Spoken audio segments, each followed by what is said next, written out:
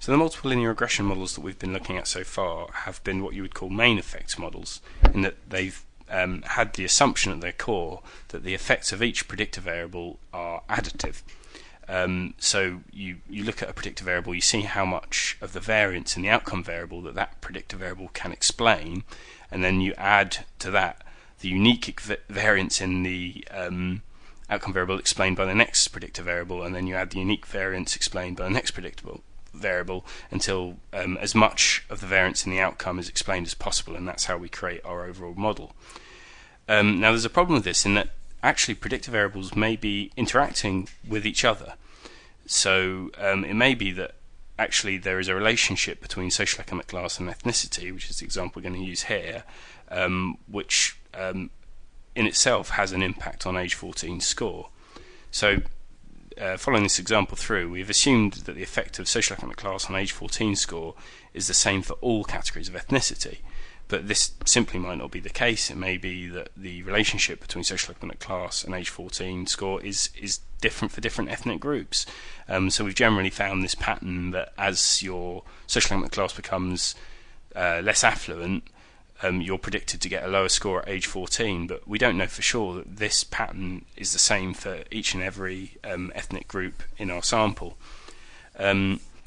So basically what we're going to be doing here is we're going to be allowing for varying slopes basically in the relationship between social economic class and attainment, to allow them to vary by ethnicity. Now, there's not sort of a straightforward way of doing this with multiple linear regression in SPSS, unfortunately. So what we're going to have to do, in much the same way that we did with dummy variables actually, is create some new variables, some interaction terms, which we can put into our regression model, which will allow us to look for these interactions, for these variances in the relationship between attainment and social economic class, between different ethnic groups. So we need to create basically 7 new variables that to add into our regression model. All these variables actually do is allow the relationship between SEC and attainment to vary between different ethnic groups. And the reason there's 7 of them is because what we'll be doing is multiplying each of the 7 dummy variables which we created previously by SEC. In the data set that's provided on the website, we've already done this, so I won't sort of actually have to create them all here because the variables are already stored in this data set. However, I will show you how to do it because that's quite important. Basically, whereas before when we were creating dummy variables we were recoding into different variables, this time we're going to need to use the compute variable option, which brings up this dialog box here. The target variable is simply the name of the variable that we're going to create. Now, all we're going to do is, because we're creating a interaction variable for each dummy variable, essentially, we'll just type in E1 to represent the E1 dummy variable, SEC, to show that we're basically multiplying the E1 dummy variable by SEC to create the interaction term.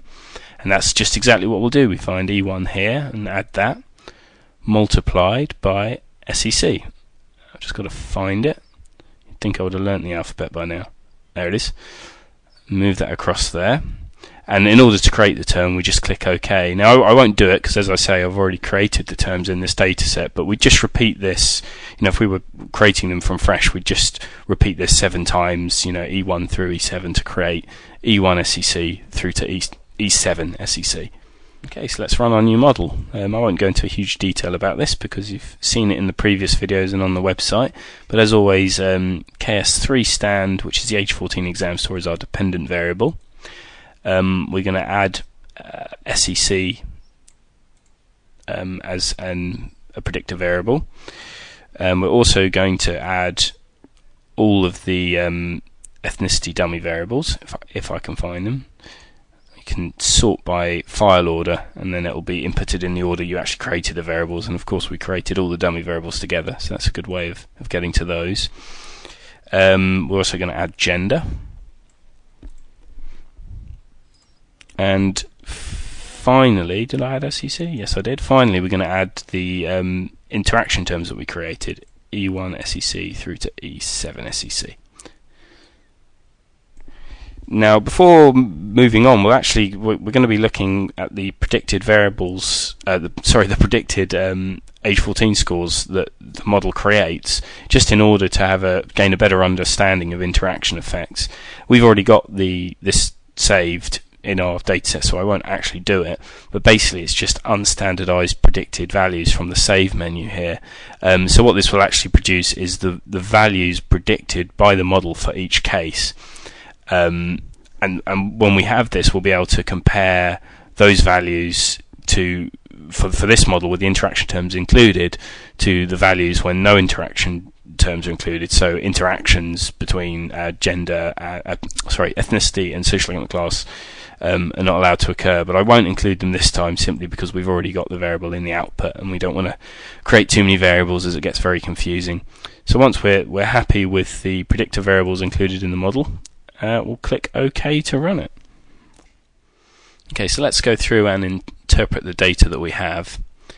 This is the output from SPSS. We won't go through the model summary and over again because we've been through these statistics several times now in other videos and on the website, so you should be getting fairly familiar with those by now. However, what will be new to you is how to interpret the coefficients for the interaction terms, which we've included in the model this time. So the first thing to look at probably is the SIG column here, which tells you whether or not the interaction terms are statistically significant. So we're looking for values less than 0.05 as usual, and we can see that with the exception of mixed heritage and other background, all of these interaction terms are statistically significant. So they're all adding something to our regression model. There does seem to be an interaction between each of these ethnic categories and social economic class. Okay, so one way of understanding a little bit better what the difference between the main effects model and the interaction effects model is to compare the predicted values that they produce. Now, if you remember when we ran this model, we selected the the unstandardized predicted values. So this will give us an extra variable in our dataset labeled PRE_1, which is basically just what the model predicts the outcome variable will be for each individual case. So we can plot these in a graph to see and compare them to the predicted values for the model without the interaction terms, to just see a little bit better and understand a little bit better what our interaction effects actually might mean. So if we go graphs, legacy dialog, and line, and we go for a multiple line, we'll get the predicted values PRE2, as I mentioned, and put the mean of that as on the y-axis. So on the y-axis will be the mean score for each group, their mean predicted value. We'll put SEC on the category axis, so our 8 social economic class categories go along the bottom of the line graph we're going to produce, and each individual line will represent a different ethnic group, so we'll put ethnic in there. We'll just click OK, and eventually it will give you something like this. Now, I've prepared a couple earlier because they're a bit easier to see. So this one here is what actually we find with the interaction terms. As you can see, the lines aren't parallel. There does for each different ethnic group, we still have this. It's still the case that as social economic class becomes less affluent, your standardized age 14 score does decrease, so the average does decrease for each of these ethnic categories. However, actually, when you look at it, the slopes are very different. It's much more steep for, say, the white British group, who are the blue line, than for the Bangladeshi group. So the effects of social class seem to be, at least in terms of the impact on age 14 exam scores, seems to be less dramatic for the Bangladeshi group compared to the white British group. So there is some sort of interaction going on here. Just briefly, if you compare that to the predicted values which we got out when we didn't include the interaction terms, you see that all the lines are parallel. So the effect of social class is considered to be equal on age 14 score, no matter which ethnic group you're looking at. Okay, so one last thing that's worth looking at before we finish up with this video is whether or not actually adding interaction terms into our model is actually making it any better at predicting the outcome. So we can clearly see from these line graphs and from looking at the coefficients that there are statistically significant interaction terms within the model, but are they actually adding anything to the model? Are they making us able to predict our outcome variable with any more accuracy? Now, the best way to go about doing this is to run the analysis again, but to add these interaction terms as a separate block, which you see I've done it here. So in the first block we just have all of the main effects variables that we want, so the 7 ethnic dummy variables, gender and social economic class, and that will be one analysis which we've run before, and the second one will just add into that analysis the interaction terms. And what we can then do is see how much the R-square changes between the model with just the main effects and the model with the interaction effects. We can do this quite easily in the statistics menu by ticking this box called R-squared change.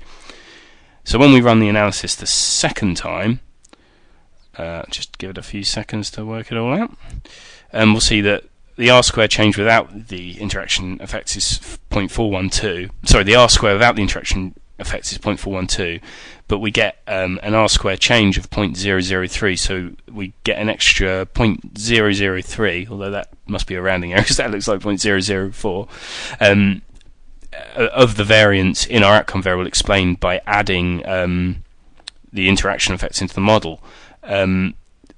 Whether or not this is actually a significant amount is hard to say. I mean, 0.003 is 0.3%